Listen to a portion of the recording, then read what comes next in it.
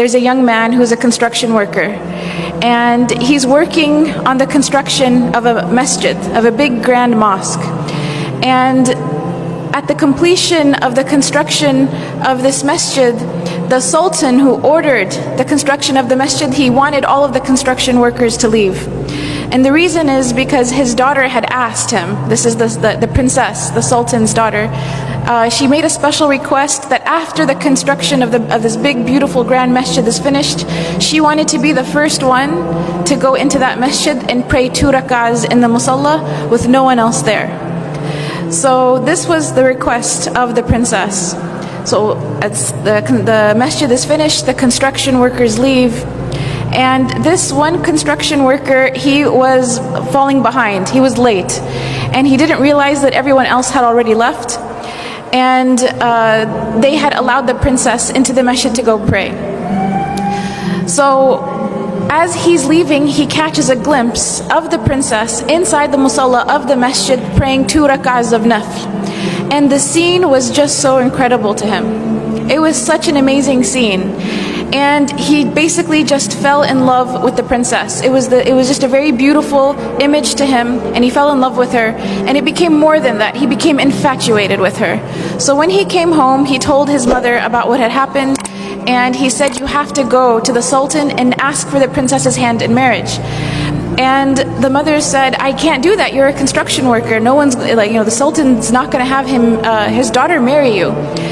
But this construction worker became infatuated. He couldn't work. He couldn't think. He couldn't eat. He couldn't sleep. He was just in a miserable state. And the mother, out of fearing for her son and his well-being, she realized that if she doesn't do something, he may die because he's refusing food and water at this point.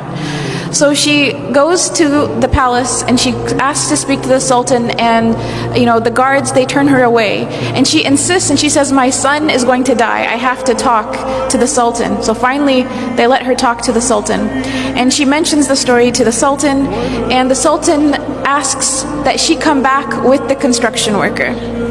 So they come back together, and he tells the construction worker, after everyone leaves the masjid at nighttime, after Isha prayer, you have to come and pray qiyam in this masjid for 40 nights. If you come and pray qiyam in this masjid for 40 nights straight, I will let you marry my daughter. And he said, there will be someone there to make sure that you come, and if you miss a day, we'll know about it. So in 40 days, if you fulfill your end of the bargain, I will let you consider my daughter for marriage. So the construction worker is excited. This is a chance at life. So he goes the first day and he prays qiyam in the masjid after everyone leaves. And he goes the second day and the third. And after a few weeks, he notices that he's getting better. He's eating again, he's drinking again, he cares about life again. And eventually he starts to really, really enjoy coming to the masjid and praying qiyam when everyone else has left. To such an extent that he starts to pray to Allah, that Allah never takes away these beautiful moments that he has with him, alone in solitude, praying to him in the night. So 40 days pass, 50 days pass, 60 days pass, 70 days pass, and eventually the sultan asks to see the construction worker. And he says, how come you didn't come see me? You fulfilled your end of the bargain. You prayed all 40 nights. We saw that you prayed. How come you didn't come and see me? And the construction worker turns to the sultan and he says, before I saw your daughter, my heart was empty. And the first thing of beauty that my heart was exposed to was your daughter. And that's why it grabbed onto that experience. But then after I started praying in the masjid for 40 nights, my heart witnessed a beauty that was much greater than her.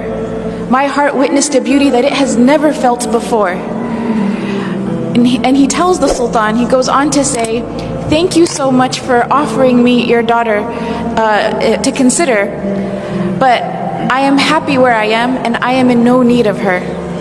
And he goes on his way.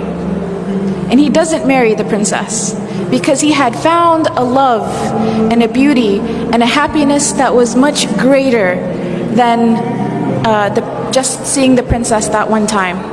And this was the love of Allah subhanahu wa ta'ala. This is the beauty of a close relationship with Allah subhanahu wa ta'ala. This is something that only the one who has experienced it can really talk about it. And even if they were to try to talk about it, it doesn't do it justice.